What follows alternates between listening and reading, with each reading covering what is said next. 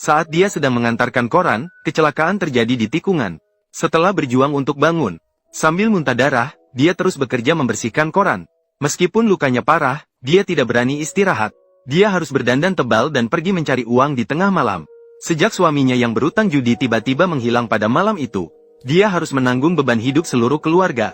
Setiap hari sebelum matahari terbit, dia harus mengendarai sepeda untuk mengantarkan koran.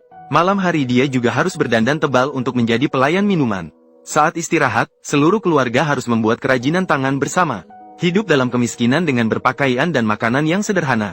Setelah ibunya jatuh, kedua saudara harus mengambil alih pekerjaan mengantarkan koran ibu mereka. Setelah kakak pulang, dia harus merawat adiknya. Ditekan oleh adiknya. Akhirnya, emosinya yang tidak puas meledak. Mengapa saya harus melakukan ini? Karena ayah penjudi berutang banyak dalam perjudian. Sehingga setiap hari ada penagih hutang yang keras mengetuk pintu rumah mereka. Untuk pura-pura tidak ada orang di rumah. Seluruh keluarga tidak berani keluar. Namun kemudian mereka bisa makan malam dalam keheningan di tengah teriakan. Mereka sepertinya sudah terbiasa dengan kehidupan seperti ini. Bahkan merasa bahwa hidup seharusnya seperti ini.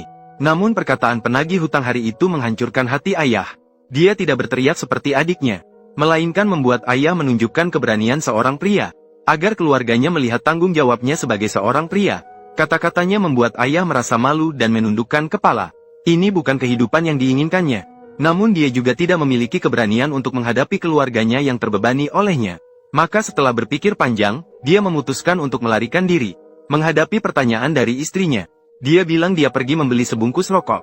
Rokok di atas meja masih setengah pak. Meskipun istri menyadari bahwa dia mungkin tidak akan kembali setelah pergi. Namun, dia tidak menghalanginya. Malah, ketika adik bertanya apakah ayah akan kembali, dia tersenyum sambil mengelus kepala adiknya. Lalu, dia mengalihkan pembicaraan dengan menjawab akan mandi bersama. Karena ayah pernah mengatakan bahwa masuk ke kosin adalah mimpinya. Sehingga adik semakin giat berlatih keterampilan dan kebugaran fisiknya. Dia mencampurkan impian ayah untuk pulang dan masuk kosin. Dia menelan pahitnya kehidupan. Meskipun dia juga tahu bahwa itu tidak mungkin terjadi. Namun, manusia pada akhirnya harus memiliki impian. Namun, akhirnya dia menjadi sopir truk uang 13 tahun kemudian. Dia perlahan meninggalkan mimpinya dalam kekecewaan yang terus-menerus. Dia hanya kadang-kadang pergi ke lapangan bisbol untuk mengenang sambil berkeringat. Kakak yang terlalu banyak tanggung jawab sudah tidak bisa mengungkapkan dirinya. Dia memusatkan seluruh energinya pada pekerjaan. Hanya agar tidak menjadi seperti ayahnya. Kakak mengumpulkan 3 orang hari itu. Dia mengatakan ayahnya sekarang sepertinya terkena kanker lambung. Hanya tinggal 3 bulan lagi untuk hidup. Lalu dia bertanya apakah mereka ingin pergi menjenguknya di rumah sakit. Adik laki-laki diam untuk waktu yang lama. Dia bergurau mungkin masih ada hutang misterius yang menunggu mereka. Namun di benaknya, dia tak sengaja teringat adegan ayahnya melatihnya bermain bisbol. Kakak mengatakan dia tidak akan pergi menjenguk di rumah sakit. Dia malah bertanya pendapat ibunya. Mendengar ekspresi wajah ibunya yang rumit, dia juga tidak akan pergi. Sambil mengeluarkan uang saku, dia memberikannya kepada ibunya. Sambil menggunakan alasan kerja, dia pergi. Adik bertanya di resepsionis di mana tempat tidur ayahnya di lantai 2. Dia mencari dengan perasaan cemas di lantai 2. Dia selalu memiliki obsesi terhadap ayahnya. Baik saat berlatih baseball bersama atau perhatian yang diberikan. Atau ketidakpedulian dan pengabaian emosi ayahnya terhadapnya. Saat ayahnya membawanya ke kosin untuk menonton pertandingan baseball sekolah menengah. Ayahnya hanya terus minum bir. Lalu dengan menyesal mengatakan bahwa dia tidak bisa mewujudkan mimpi pergi ke kosin. Adiknya mengatakan dia akan bergabung dengan tim baseball saat masuk SMA. Dia akan membawa mimpi ayahnya bersama untuk bertanding di kosin. Setelah ia menulis kejadian ini dan memenangkan lomba menulis, dia segera naik sepeda ke ruang mahjong untuk mencari ayahnya. Dia tidak sabar ingin berbagi kebahagiaannya dengan ayahnya. Meskipun sikap ayahnya agak cuek, namun dia tetap ingin menunjukkan esai tersebut padanya. Ayahnya menerima esai tersebut dengan acuh dan meletakkannya di samping. Kemudian sambil bermain mahjong, dia bilang dia akan melihat nanti. Saat adik pergi dengan kekecewaan. Tapi mendengar esai menjadi alat pencatatan mereka. Dia berdiri di depan tempat tidur, menatap ayah yang tidak pernah dilihat selama 13 tahun. Wajahnya penuh dengan kata-kata yang tak terucapkan. Ayo kita ke atap dan berbicara. Setelah sampai di atap, dia berdiri jauh beberapa meter. Seperti kembali ke posisi saat berlatih baseball dulu. Jarak 1 tahun membuat keduanya tidak bisa melangkah lebih jauh. Saat melihat ayah mengeluarkan rokok, dia mengeluarkan rokoknya dan memberikannya pada ayahnya. Menghadapi pertanyaan ayah, dia bilang ibunya sehat. Kakak bekerja di perusahaan periklanan besar. Dia bilang dia tidak ingin menjadi seperti ayahnya. Kata-kata adik membuat udara tiba-tiba hening. Ayah mengatakan dia selalu menonton pertandingan di kosin setiap tahun. Tapi dia tidak pernah melihat bayangannya di sana. Ketika mendengar adiknya mengatakan bahwa sekarang dia sedang mengemudi truk uang. Sambil tersenyum, ayah mengatakan bahwa pekerjaan ini jarang terjadi. Sambil bertanya apakah ini pekerjaan yang diinginkannya. Namun sebelum adiknya bisa menjawab, dia tiba-tiba menerima telepon. Mendengar bahwa dia dan pihak lain telah mencapai kesepakatan 100.000 yen. Adiknya mengira dia kembali berutang. Jadi ketika ayah menggantung telepon dan meminta rokok darinya, dia dengan kesal melemparkan seluruh bungkus rokok kepada ayahnya. Lalu pergi dengan kekecewaan. Pergi ke lapangan baseball untuk melepaskan emosi dengan bermain bola. Beberapa bulan kemudian, suatu hari, saat makan, pacarnya berharap mereka bisa pergi bersama ke rumah sakit untuk melihat ayahnya. Meskipun adiknya dengan tegas menolak usulnya tanpa ragu. Namun akhirnya setuju setelah diminta berkali-kali olehnya. Saat mereka bersama-sama datang ke rumah sakit untuk melihat ayahnya, dia terkejut melihat bahwa ayahnya telah sangat kurus. Saat mereka pergi, ayah berjuang untuk bangkit, mengeluarkan uang saku dan menyelipkannya ke telapak tangan adiknya. Dia tiba-tiba teringat pada 10 juta yang disebutkan ayahnya hari itu. Ternyata itu adalah hadiah pertemuan yang sudah dipersiapkan. Pacarnya berkata senang bisa bertemu dengan ayahnya, sambil mengatakan bahwa dia sudah hamil 3 bulan. Namun wajah adiknya terlihat bingung dan cemas. Dia tidak yakin apakah layak menjadi seorang ayah. Pilihan pengecut ayahnya telah memberikan dampak yang mendalam padanya. Pikiran adiknya terus dipenuhi dengan kehamilan pacarnya. Dia berusaha keras mengayunkan tongkat bisbol di lapangan bisbol. Berusaha menggunakan ini sebagai pelampiasan dan pelarian. Rasa sakit tersembunyi dari masa kecil dan kekurangan urutan kasih sayang. Seperti pembusukan di dalam apel. Perlahan merusak jiwa kita dan memengaruhi kehidupan kita. Ayah akhirnya tidak bisa bertahan dari penderitaan kanker lambung. Upacara pemakamannya sangat dekat dengan yang meninggal dengan nama keluarga yang sama. Sehingga tamu yang datang untuk memberikan belasungkawa salah jalan. Ketika dihadapkan pada pertanyaan mereka, pacarnya sambil menunjukkan lokasi upacara pemakaman lain kepada mereka. Sambil mengeluarkan uang hadiah dan mengembalikannya kepada mereka. Kemudian dia harus malu-malu bertanya kepada setiap orang yang datang. Apakah mereka datang untuk menghadiri upacara pemakaman ayah? Dibandingkan dengan suasana sepi upacara pemakaman ayah. Namun upacara pemakaman keluarga lain sangat meriah. Kakak tidak tahan untuk mengolok-olok adiknya. Nilai seseorang bisa terlihat dari upacara pemakaman. Ibu mengganti pakaian menjadi seragam hitam di rumah. Di atas meja ada surat permohonan perceraian dan cincin pernikahan yang dikirimkan oleh ayah sebelum meninggal kepada perawat. Dia menatap dirinya di cermin. Dia tidak bisa menahan ingatannya tentang masa-masa sulit saat mereka hidup bersama. Kenangan indah yang pernah ada hancur bersama dengan 13 tahun cinta dan benci. Yang tersisa hanyalah hubungan terbanyak di lapangan bisbol. Dia duduk diam di lapangan bisbol mengenakan gaun. Merapikan emosi dan pikirannya yang rumit. Adik dan kakak sangat memahami kesulitan dan penderitaan ibu selama 13 tahun ini. Tidak datang ke pemakaman ayahnya adalah hal yang seharusnya. Para tamu yang berduka akhirnya hanya datang beberapa orang saja. Dan semuanya adalah orang aneh. Meskipun perilaku mereka di pemakaman lucu dan menyedihkan. Namun mereka semua adalah teman sejati ayah. Wang Zi adalah yang pertama berdiri untuk berbicara. Dia adalah teman ayah di ruang mahjong. Mereka bermain mahjong 9 kali seminggu. Dia mengatakan ayahnya adalah orang yang baik hati. Ketika dia melihat orang meminjam uang. Meskipun tidak punya uang, dia akan segera meminjamkan kepada mereka. Meskipun sebagian besar dari mereka melarikan diri. Namun dia tidak pernah membenci orang-orang itu. Malah merasa mereka sangat malang. Dia mengatakan orang-orang yang melarikan diri hanya bisa terus melarikan diri. Gonzi terisak sambil mengatakan dia sangat menyukai ayahnya yang bodoh itu. Kemudian datang pelayan di taverna. Ayah sudah minum di sini selama 4 tahun.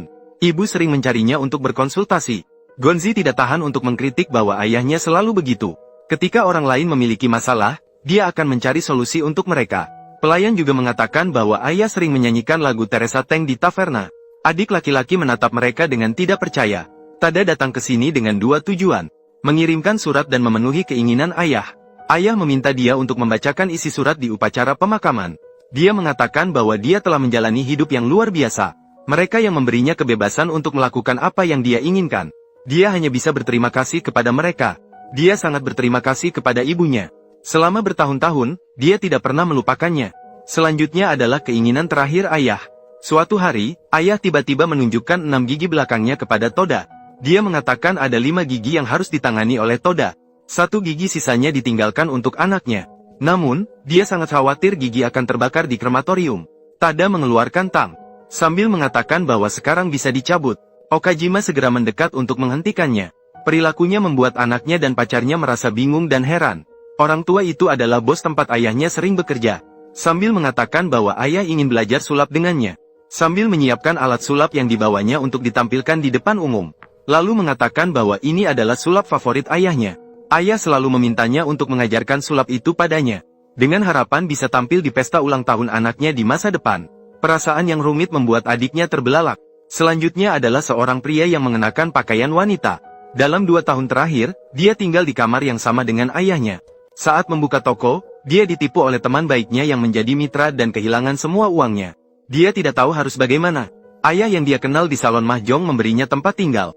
Saat ibunya dirawat di rumah sakit, ayahnya bahkan meminjam uang di mana-mana untuk biaya rawat inap ibunya. Berkat bantuan dari dia, ibunya akhirnya sembuh dan keluar dari rumah sakit. Musa, sepertinya ini pertama kalinya denganmu. Dan pada saat itu, mantan krediturnya tiba-tiba masuk. Namun di bawah pandangan khawatir adiknya, mereka hanya melakukan upacara sembahyang dan pergi. Ayahnya tampak memiliki sisi yang tidak diketahui banyak orang. Selanjutnya adalah seseorang yang membutuhkan keyakinan. Ayahnya tidak hanya membantunya mengusir penjual agama. Dia bahkan menghabiskan 500.000 yen untuk membelikan seutas mala sebagai simbol keyakinan. Melihat rasa terima kasihnya kepada ayah, kakak dan adik merasa tidak puas. Kemudian datanglah teman ayah yang berpacu kuda. Mereka sudah saling mengenal lebih dari 5 tahun. Beberapa minggu yang lalu saat dia mengunjungi ayahnya, dengan senang hati dia menunjukkan esai langka yang dia simpan. Ini pertama kalinya temannya melihat ekspresi ayah seperti itu. Dia menangis dan berteriak agar ayahnya bisa pergi dengan tenang. Di dalam hati adik, gelombang emosi bergejolak. Dia teringat saat ayahnya mengajarnya bermain baseball. Dia terus memperbaiki posisi dan tenaganya di sampingnya. Kenangan orang lain menyusun sisi baik dan hangat ayahnya. Sama seperti kehidupannya yang terfragmentasi di mata orang lain. Meskipun dia miskin, dia tetap murah hati. Meskipun kekurangan, dia tetap penuh pengertian. Namun, meskipun dipuji oleh orang lain, juga tidak bisa mengisi kekosongan pahit dan pedih selama 13 tahun bagi keluarganya. Kakak tidak memiliki banyak kenangan tentang ayahnya. Hanya beberapa kenangan buruk yang tersisa. Sementara ibunya telah mengalami kesulitan dan penderitaan selama bertahun-tahun. Membuatnya sangat membenci ayahnya. Namun sekarang ayahnya benar-benar telah meninggal. Kenangan semua orang juga membuatnya melihat ayahnya dengan sudut pandang yang berbeda.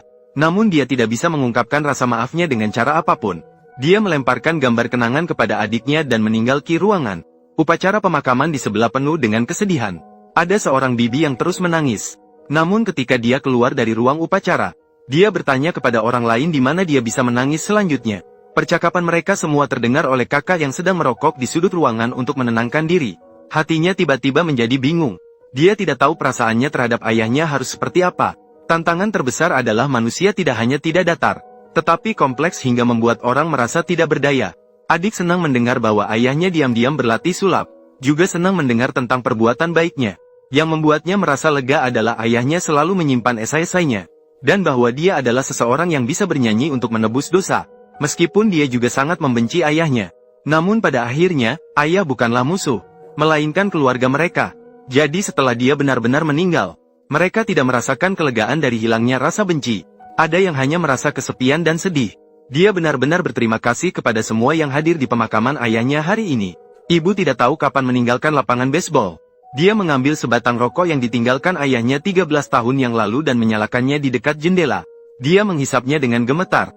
Cinta atau benci? Kenangan bagai asap yang sudah berlalu. Apakah memaafkan atau tidak? Apa artinya jika tidak ada pemahaman? Biarkan masa lalu lenyap seperti asap. Hidup tidaklah bebas. Di balik kedamaian yang disebut kebebasan, hanya seseorang yang membayar dengan cinta yang kuat untukmu. Meskipun hidup harus memiliki impian, namun sebenarnya bukanlah orang yang bisa mengejar identitas diri, malah melarikan diri dari tanggung jawab sendiri. Pemakaman membawa semua penyesalan ayah dan rasa bersalah terhadap keluarga. Hanya meninggalkan rokok 13 tahun lalu dan esai yang menguning, dan belajar sulap yang tidak sempat diubah.